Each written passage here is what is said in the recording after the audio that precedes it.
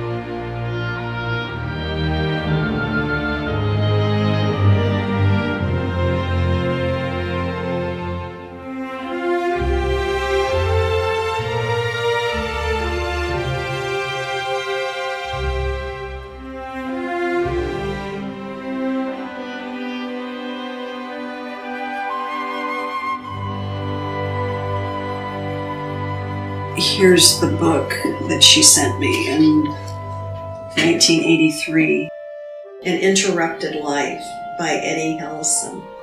And Eddie Hellesum was a young woman who was in Westerbrook. I was involved in family history, my own family history. And so I'm in my room a lot, we're looking at records and whatnot, and I swear this book, An Interrupted Life, fell off the shelf. Oh yeah, Rosi sent me that. I think, yes, her parents were in the same transit camp in Holland.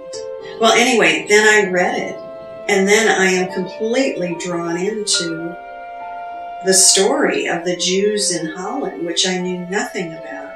And she seemed so eager to talk.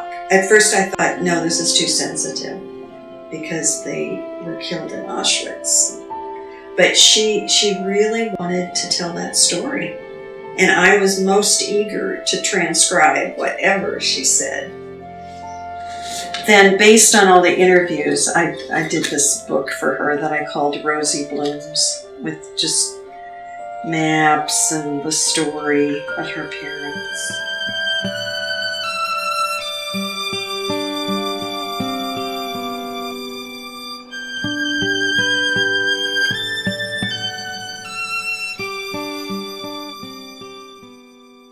This is a change of address card when her father went to Westerbrook. He must have thought he was going to be there for a while because he sent his sister a change of address card that said Barracks number 55, Westerbrook. I gave this to her on her birthday, and I think it was the first time I've ever seen her cry. Then we went to New York to visit her, and she pulled out all these old pictures from albums.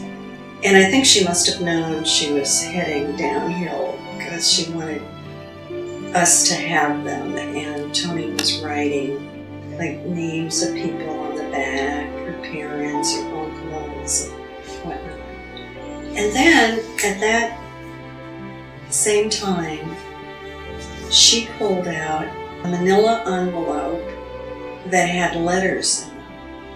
And so I'm just like looking at them, and I said, what is that? And she said, these are letters from my parents.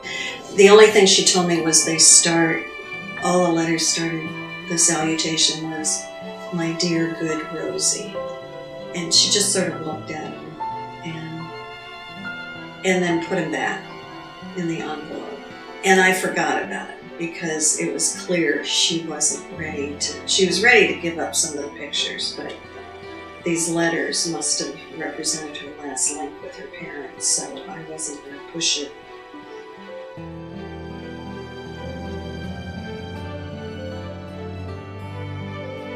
She retired, and shortly after that, left her apartment in New York where she'd lived for 60 some years. She gets out here and she lives at the WWll Center in San Francisco for several years. And then in 2009, she needed more care. So we had to go through everything because she was going to move to a much smaller place. And we told her that we had found the letters, and she just beamed. She said, "Don't throw them away." And we said, "Of course not, Rosie. We're getting them translated." We took just a few of the letters with us over there when we visited her one day. And I remember I was holding a letter, and I went over to her bed, and she just looked up at me and said, "My father, it's my father's letter." I mean, she definitely recognized the handwriting. And you could tell all that love that she had for her father and her father had for her was just beaming through her smile and eyes. And she said, "Do you want me to read it, to translate it?" I said, "Sure, if you can, that'd be great." So she reads it in German to us, which was very, very touching, just to see her holding that letter of her father's written almost 70 years ago. So this one is March 1st, 1940, and this is from Hugo. This is his writing. But down here in English it says, "What cannot be cured must be endured." They are writing mostly about how they miss her, and then just their daily life.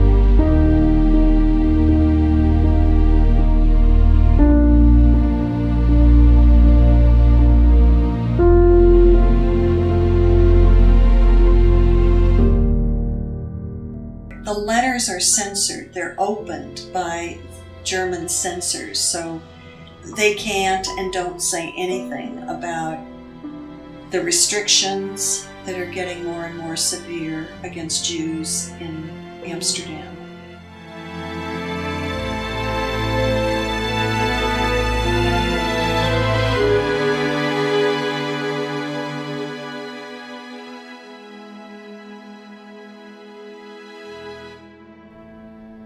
I can't even imagine the pain of her being separated from them for so long and then knowing that she would never see them again. So for a long time, I couldn't think of this as having anything close to a happy ending. And then reading the letters, I realized that they knew that Rosie had met Alexander and that she was very much in love, that she had just made it safely first out of Germany and then out of England, where the war was going on there. The Germans were bombing and anything could have happened there. But she got to New York, met Alexander shortly after she got there. got married and had Tony, and I get the great privilege of marrying Tony and then get to know Rosi, who I love so much. So the happy ending is that Rosi made it out. Rosi made it safely, and they knew she made it safely. Despite everything else, their joy must have been immense that she was safe, because that's all they wanted. That's all they wanted for her, was to be safe, to be able to live